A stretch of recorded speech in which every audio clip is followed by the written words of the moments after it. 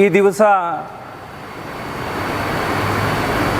Police ಇಲಾಖೆಯಿಂದ SC ಅವರ ಮುಖಾಂತರ ನೋಟಿಸನ್ನು ಗಡೀಪಾರು ಆದೇಶವನ್ನು ಮಾಡಿ ಇವತ್ತು ನೋಟಿಸ್ ಜಾರಿಗೊಳಿಸಿದ್ದಾರೆ.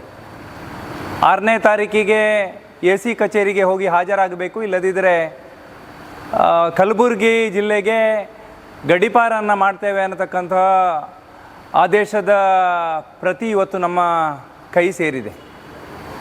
ಸಿದ್ದರಾಮಯ್ಯ ಸರ್ಕಾರ ಕರ್ನಾಟಕದಲ್ಲಿ ಬಂದ ನಂತರ ನಿರಂತರವಾಗಿ ಹಿಂದೂ ವಿರೋಧಿ ಧೋರಣೆಗಳು ಮತ್ತು ತುಷ್ಟೀಕರಣದ ರಾಜಕಾರಣ ನಡೀತಾ ಇರುವಂಥದ್ದು ನಮಗೆಲ್ಲರಿಗೂ ಗೊತ್ತಿದೆ. ನಾನು ಕಳೆದ 30-35 ವರ್ಷಗಳಲ್ಲಿ ಸಾಮಾಜಿಕ ಜೀವನವನ್ನು ಮಾಡ್ತಾ ರಾಷ್ಟ್ರೀಯ ಸ್ವಯಂ ಸೇವಕ ಸಂಘದ ಸ್ವಯಂ ಸೇವಕನಾಗಿ ಸಾಮಾಜಿಕ ಕೆಲಸ ಕಾರ್ಯಗಳು ಜೊತೆಗೆ ಹಿಂದೂ ಧರ್ಮದ ಮತ್ತು ಹಿಂದೂ ಸಂಘಟನೆಯ ಕೆಲಸ ಕಾರ್ಯವನ್ನು ನಿರ್ವಹಿಸಿದ್ದೇನೆ. ಯಾವುದೇ ರೀತಿಯ ದರೋಡೆ ಕೊಲೆ ಪ್ರಕರಣಗಳಲ್ಲಿ ನಾನು ಶಾಮೀಲಾಗಲಿಲ್ಲ.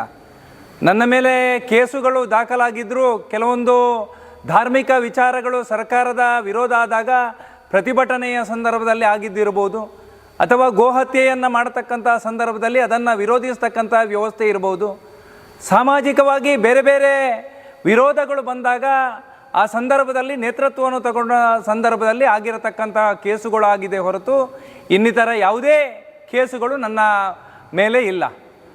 ಇವತ್ತು ಅತ್ಯಂತ ಯಶಸ್ವಿಯಾಗಿ ಸನಾತನವಾಗಿರತಕ್ಕಂತಹ ಧರ್ಮದ ವಿರುದ್ಧ ಮತ್ತು ಆ ಕಾರ್ಯಕರ್ತರನ್ನು ದಮನ ನೀತಿಯ ಕಾರ್ಯವೈಖರಿ ಇವತ್ತು ಸರ್ಕಾರದ ಮುಖಾಂತರ ಆಗಿದೆ.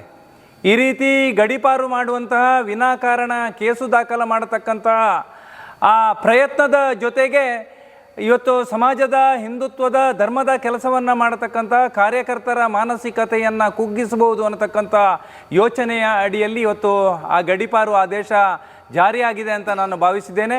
ನಾನು ಯಾವುದೇ ಕಾರಣಕ್ಕೂ ಕೂಡ ಇದನ್ನು ಸ್ವೀಕಾರ ಮಾಡೋದಿಲ್ಲ. ಸರ್ಕಾರದ ಕಡೆಯಿಂದ ನನ್ನ ವಿರುದ್ಧ ಯಾವುದೇ ಪ್ರಕರಣಗಳನ್ನು ದಾಖಲು ಮಾಡಿದರೂ ಕೂಡ ಅದನ್ನು ಸವಾಲಾಗಿ ಸ್ವೀಕಾರ ಮಾಡಿ ಮತ್ತೆ ಧರ್ಮವನ್ನು ಮತ್ತು ಸನಾತನವಾಗಿರ್ತಕ್ಕಂಥ ಹಿಂದೂ ಧರ್ಮದ ವಿಚಾರದಲ್ಲಿ ಯಾವತ್ತೂ ಕೂಡ ರಾಜಿಗೆ ನಾನು ಸುತಾರಾಮ್ ಒಪ್ಪುವುದಿಲ್ಲ ಅನ್ನತಕ್ಕಂಥ ವಿಚಾರವನ್ನು ಅತ್ಯಂತ ಸ್ಪಷ್ಟವಾಗಿ ಇವತ್ತು ಆಡಳಿತ ವ್ಯವಸ್ಥೆಗೆ ತಿಳಿಸ್ತಾ ಇದ್ದೇನೆ. ನಿನ್ನೆ ರಾತ್ರಿ ಮತ್ತು ಮೊನ್ನೆ ರಾತ್ರಿ ಕೂಡ ಸಂಘಟನೆಯ ಕಾರ್ಯಕರ್ತರ ಸಂಘಟನೆಯಲ್ಲಿ ಹಿರಿಯರಾಗಿ ಕೆಲಸ ಮಾಡಿರತಕ್ಕಂತಹ ರಾಷ್ಟ್ರೀಯ ಸ್ವಯಂ ಸೇವಕ ಸಂಘದ ಹಿರಿಯರ ಮನೆಗೂ ಕೂಡ GPS ಮಾಡತಕ್ಕಂಥ ಮತ್ತು ಅವರನ್ನು ಎಬ್ಬಿಸಿ ಅವರ ಜೊತೆಗೆ ಭಾವಚಿತ್ರವನ್ನು ಇಲಾಖೆಯ ಅಧಿಕಾರಿಗಳ ಜೊತೆಗೆ ತೆಗೆಸುವಂಥ ಪ್ರಯತ್ನವನ್ನು ಇವತ್ತು ಸರ್ಕಾರ ಪ್ರೇರಿತವಾಗಿ ಇವತ್ತು ಜಿಲ್ಲಾಡಳಿತ ಇಲಾಖೆ ಮಾಡ್ತಾ ಇದೆ. ಇದನ್ನು ಉಗ್ರವಾಗಿ ನಾವು ಖಂಡಿಸ್ತೇವೆ.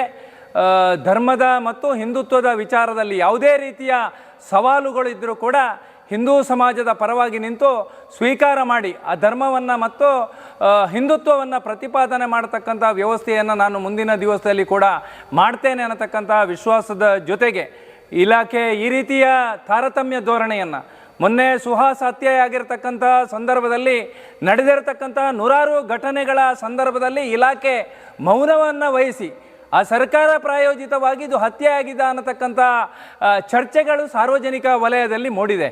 ಆ ಒಂದು ಸಂದರ್ಭದಲ್ಲಿ ಮಾಡಿರತಕ್ಕಂತಹ ನಿರ್ಧಾರಗಳು ಮತ್ತು ಇವತ್ತು ಹಿಂದೂ ಸಂಘಟನೆಯ ಕಾರ್ಯಕರ್ತರನ್ನು ಬೊಟ್ಟು ಮಾಡಿ ಮಾಡಿರತಕ್ಕಂತಹ ಈ ತೀರ್ಮಾನಗಳು ಮುಂದಿನ ದಿವಸದಲ್ಲಿ ಈ ಸರ್ಕಾರದ ಅಧಪತನಕ್ಕೆ ಅದು ನಾಂದಿಯನ್ನು ಹಾಡ್ತದೆ.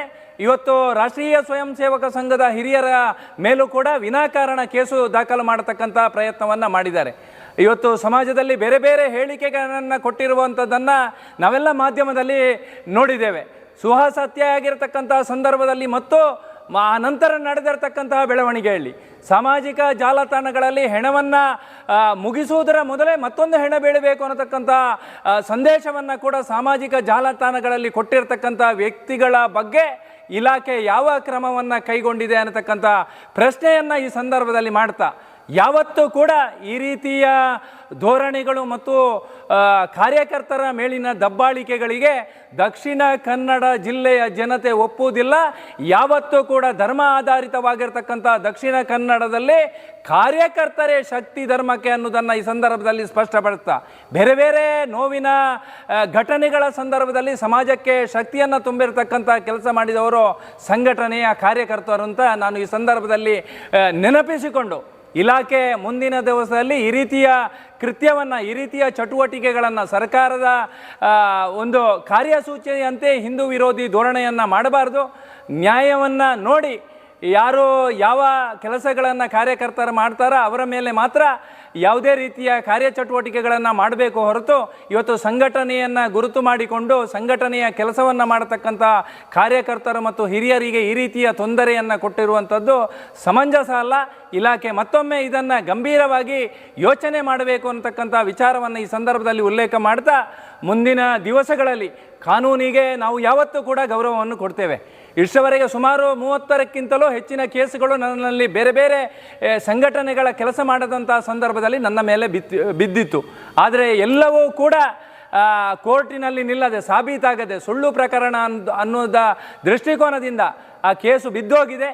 ಈ ರೀತಿಯ ಚಟುವಟಿಕೆಗಳನ್ನು ಮಾಡೋದಕ್ಕೆ ಮುಂದಿನ ದಿವಸದಲ್ಲಿ ಬೇರೆ ಬೇರೆ ಸಂಘರ್ಷಕ್ಕೆ ಕೂಡ ಈ ರೀತಿಯ ಇಲಾಖೆಯ ಕ್ರಮಗಳು ಸಾಕ್ಷಿಯಾಗ್ತದೆ. ಅದಕ್ಕೋಸ್ಕರ ಇಲಾಖೆ ಇದನ್ನು ಗಂಭೀರವಾಗಿ ಈ ರೀತಿಯ ಚಟುವಟಿಕೆಗಳನ್ನು ಮಾಡದೆ ಶಾಂತಿ ಸೌಹಾರ್ದತೆಯನ್ನು ಉಳಿಸುವಂಥ ದೃಷ್ಟಿಕೋನದಿಂದ ಇಲಾಖೆ ಮತ್ತು ಸಾರ್ವಜನಿಕರು ಒಳ್ಳೆಯ ವ್ಯವಸ್ಥೆಯ ಜೊತೆಗೆ ಇರಬೇಕು ಅನ್ನತಕ್ಕಂಥ ಯೋಚನೆ ಅಡಿಯಲ್ಲಿ ಕೆಲಸ ಕಾರ್ಯವನ್ನು ನಿರ್ವಹಿಸಬೇಕು.